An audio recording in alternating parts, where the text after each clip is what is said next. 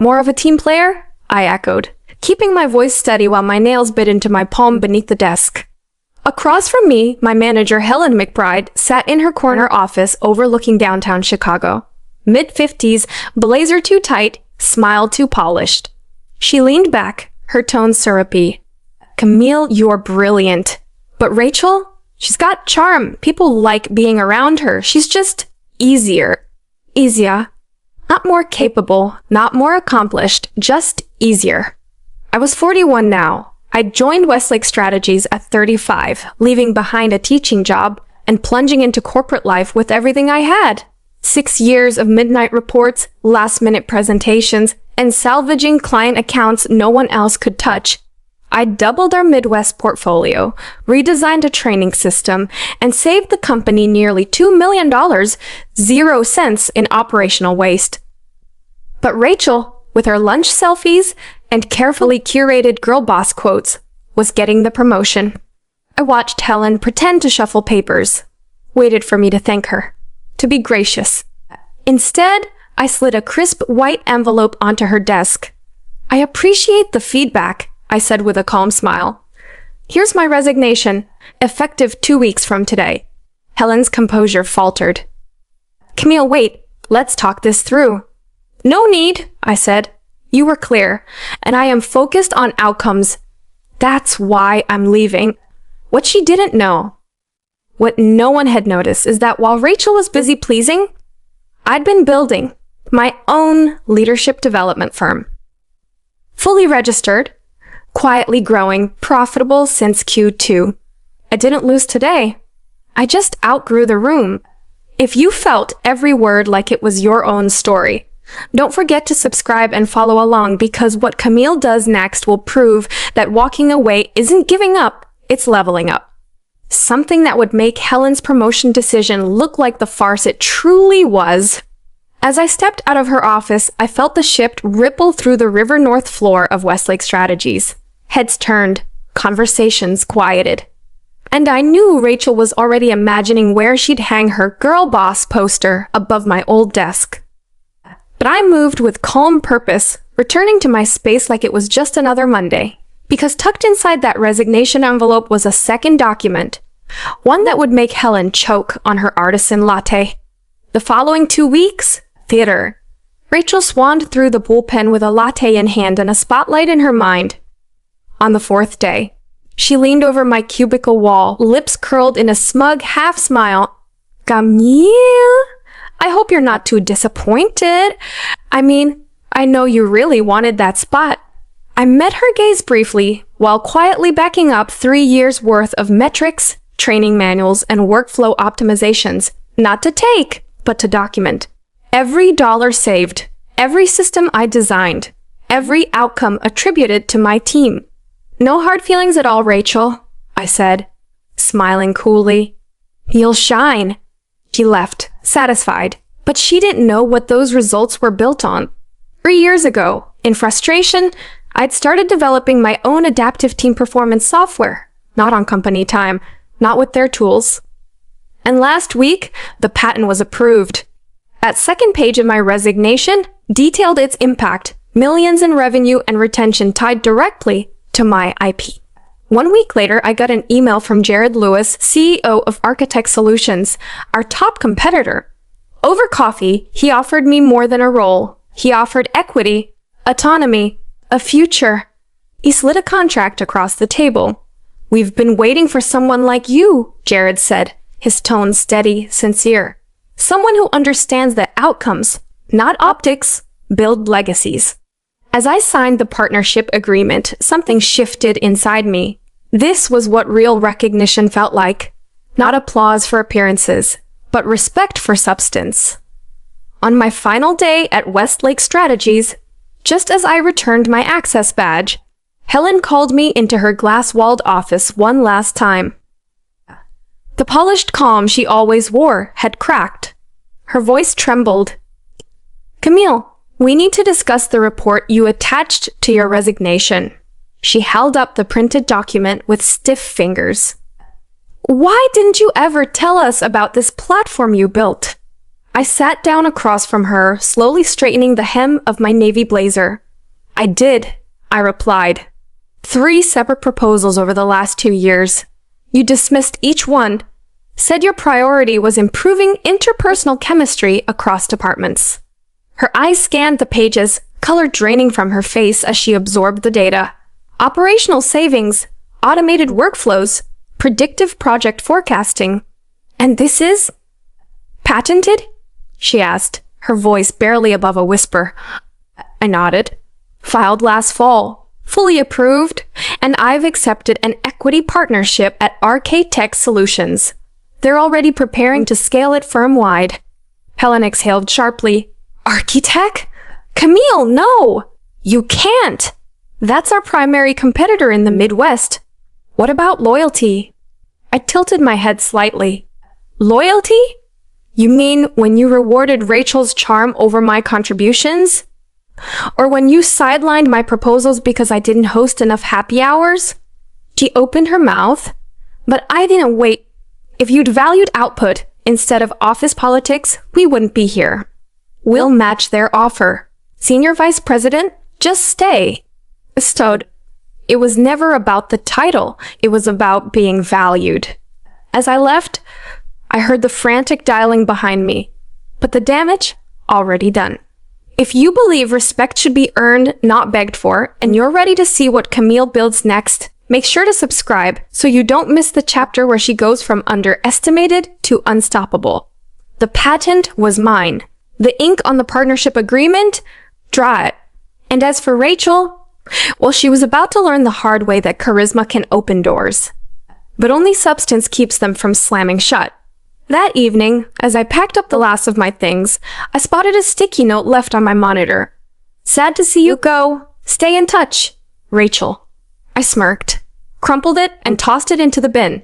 She'd hear my name again soon enough. In fact, the whole industry would. My first day at RK Tech Solutions felt like I'd stepped into a different universe. Gone were the beige walls and passive-aggressive Slack threads. My new office overlooked Lake Michigan, floor-to-ceiling windows, sleek design, and a nameplate on the door that read, Camille Bennett, Partner, Strategy, and Systems Innovation. But the real shift wasn't the title. It was the respect. Jared Lewis, the CEO, held a full all-hands meeting to welcome me. But it wasn't a typical onboarding speech. He told my story. He spoke about the platform I developed, its measurable impact, and how it had already changed how firms operate. Camille isn't here to fill a role, Jared said. She's here to lead a new frontier. Her work has saved millions. It's brilliant, it's proven, and it's just the beginning. At Westlake, I was a ghost behind the curtain. At RK Tech, I was the architect in the spotlight. And then, 3 months later, came the moment that sealed it. Mid-strategy workshop, my phone buzzed. A message from Tariq Henderson, one of the few sharp minds left at Westlake. Check the news. Something big just dropped. I slipped into my office and pulled up the headline. Westlake Strategies loses 30% of clients after Q2 systems breakdown. The article was brutal. Missed deadlines, ballooning budgets, 3 flagship clients. Gone. The report described Westlake's internal systems as fractured, outdated, and alarmingly dependent on undocumented processes. But one quote hit home from a former client of mine. Service has collapsed, said Thomas Kwan, CEO of Terra Nova Solutions. We once trusted Westlake with enterprise-level integrations. Now, they can't even deliver on basic timelines. It's like the backbone of their operations disappeared. I smiled. Ted, I was that backbone. The system they'd undervalued, dismissed, and handed off to someone with zero understanding of how to sustain it. A second buzz, this time from Tariq. Rachel's having a full-blown meltdown in the break room. I leaned back, sunlight reflecting off the lake and spilling into my office. I didn't need revenge. I had results. If you've ever been dismissed, sidelined, or passed over for someone louder but far less capable, subscribe to the channel because Camille's rise is just getting started. And what comes next will shift the whole industry. Rachel had spent years mimicking competence. repeating buzzwords, smiling her way into rooms she didn't deserve to be in. But now, she was exposed, and Helen, who gambled on appearance over ability, was watching her decision unravel in real time. Meanwhile, I had bigger moves in motion. At Architect, my system wasn't just running, it was revolutionizing. Project timelines were cut by 52%. Client satisfaction scores hit an all-time high. Operational KPIs off the charts.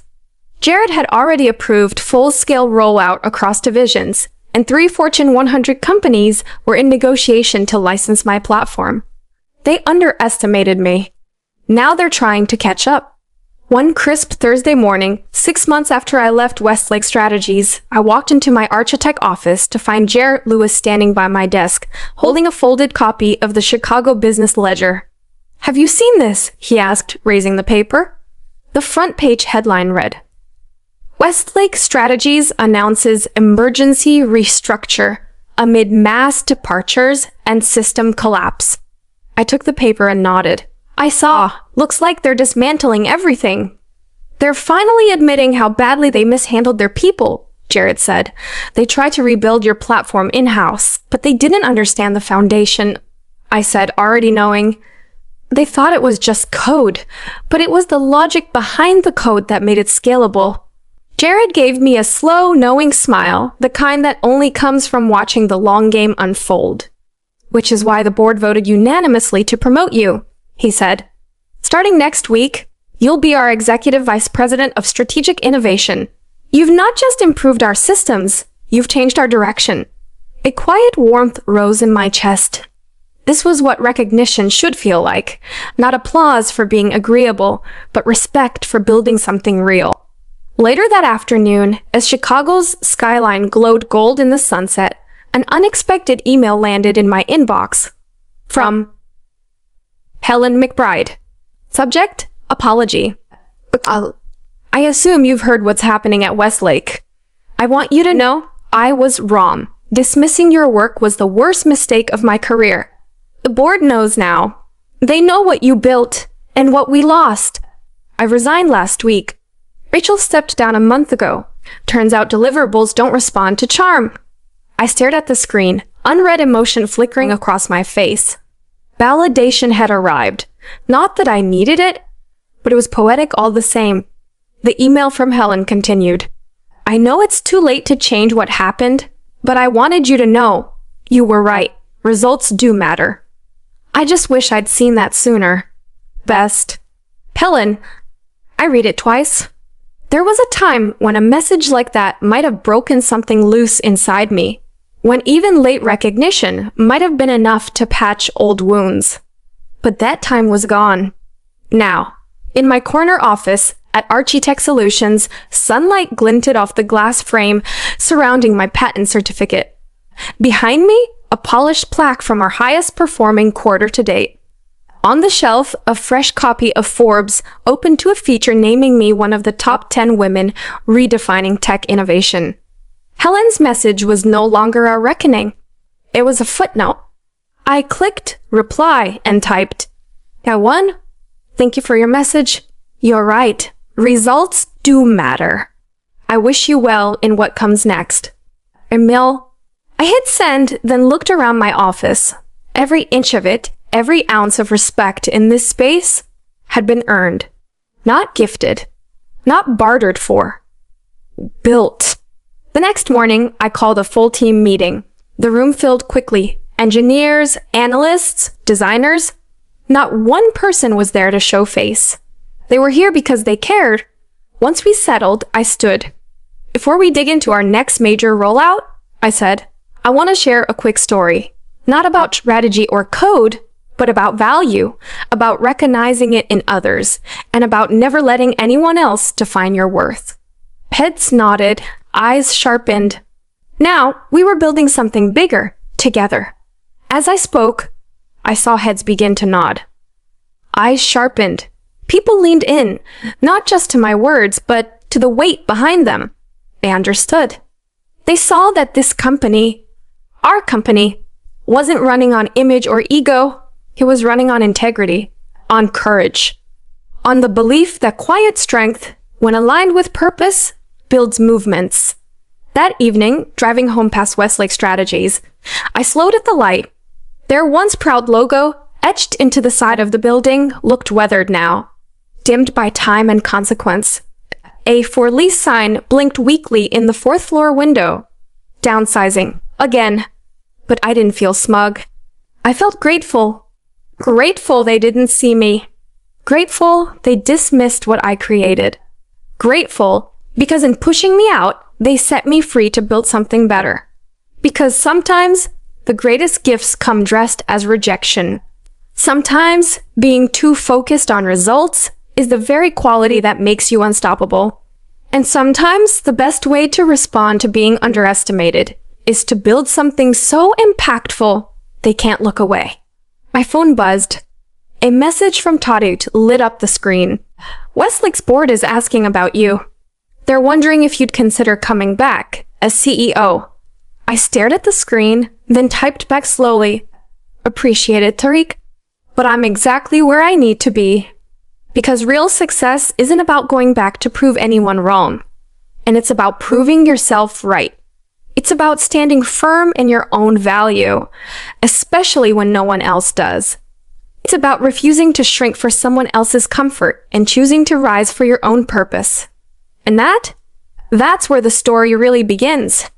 As I pulled into the garage of my Lincoln Park townhome, I found myself thinking about all the other Camillas out there. Quiet professionals doing exceptional work, constantly passed over because they don't shout the loudest or play the political game. Maybe the story, the one I lived, will reach one of them. Maybe it will be the sign they need to stop waiting for approval and start building without it. Because sometimes rejection isn't a dead end, it's a redirection. You take the dismissal, you take the silence, and you turn it into momentum, into systems, platforms, and legacies that prove your too much was always just code for you're beyond what they could handle.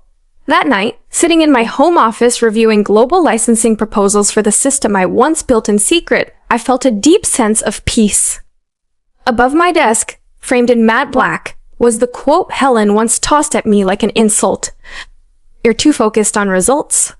She wasn't wrong. That focus? It's exactly what brought me here. To leadership, to innovation, to clarity, to the place I was always meant to stand, on my own terms. If you've made it this far, thank you.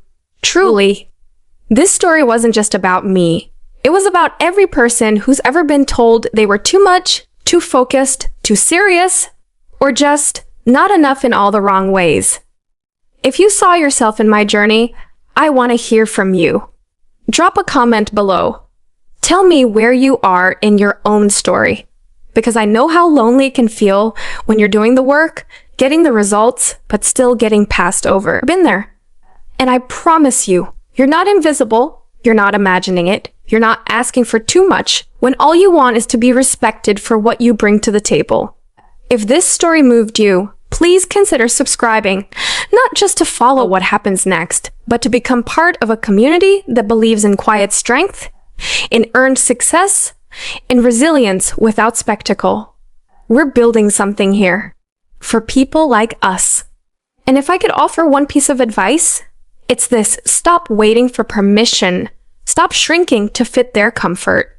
Don't let someone else's inability to see your value become the reason you stop believing in it yourself. Use their doubt as fuel.